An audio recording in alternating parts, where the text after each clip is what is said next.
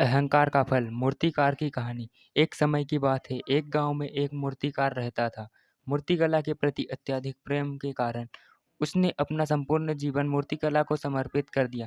परिणामतः वह इसका पारंगत हो गया कि उसकी बनाई हर मूर्ति जीवन प्रतीत होती थी। उसकी बनाई मूर्तियों को देखने वाला उसकी कला की भूरी भूरी प्रशंसा करता था। उसकी कला के चर्चे उसके गांव में ही नहीं बल्कि दूर दूर के नगर और गांव में होने लगे। इसी स्थिति में जैसा सामान्यतः होता है वैसा ही मूर्तिकार के साथ भी हुआ। उसके भीतर अहंकार की भावना जागृत हो गई। वह स्वयं को सर्वश्रेष्ठ मूर्तिकार मानने लगा। उम्र बढ़ने के साथ जब उसका अंत समय निकट आने लगा तो वह मृत्यु से बचने की युक्ति सोचने लगा। वह किसी भी समय स्वयं को यमदूत की दृष्टि से बचाना चाहता था ताकि वह उसके प्राण न हर सके। अंततः उससे एक युक्ति सूझ गई। उसने अपनी बेमिसाल मूर्ति का प्रदर्शन करते हुए 10 मूर्तियों का निर्माण किया।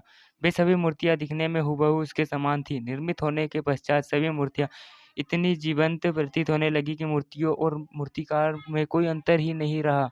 मूर्तिकार उन मूर्तियों के मध्य जाकर बैठ गया। युक्ति अनुसार यमदूत को उसे इन मूर्तियों के मध्य पहचान पाना असंभव था।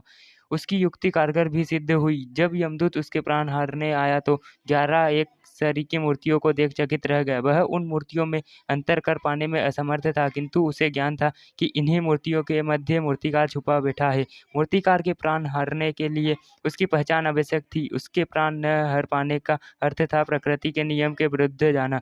प्रकृति के नियम के अनुसार मूर्तिकार का अंत समय आ चुका था। मूर्तिकार की पहचान करने यमदूत हर मूर्ति को तोड़कर देख सकता था, किंतु वह काला व अपमान नहीं करना चाहता था। इसलिए इस समस्या को उसने एक अलग ही तोड़ निकाला। उसे मूर्तिकार के अहंकार का बोध था।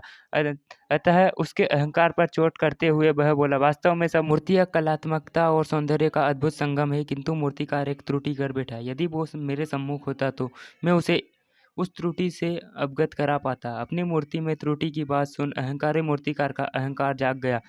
उससे रहा न गया और झट से अपने स्थान से उठ बैठा और यमदूत से बोला, त्रुटि असंभव। मेरी बनाई मूर्तियाँ सर्वदा त्रुटिहीन होती है। यमदूत की युक्ति काम कर चुकी थी। उसने मूर्तिकार को पकड़ लिया और बोला, बेजान मूर्तियाँ बोला नहीं करती और तुम बोल पड़े। यही तुम्हारी त्रुटि है कि अपने अहंकार पर तुम्हारा कोई बस नहीं। यमदूत मूर्तिकार के प्राण हर यमलोक वापस चला गया। कहानी से सीख। अहंकार विनाश का कारण है, इसीलिए अहंकार को कभी भी खुद पर हावी न होने दें। दोस्तों, अगर आपको यह कहानी अच्छी लगी हो तो आप हमारे चैनल को सब्सक्राइब और वीडियो को लाइक कर लें ताकि आपको ऐसी ही कहानियाँ सुनने को मिल सके।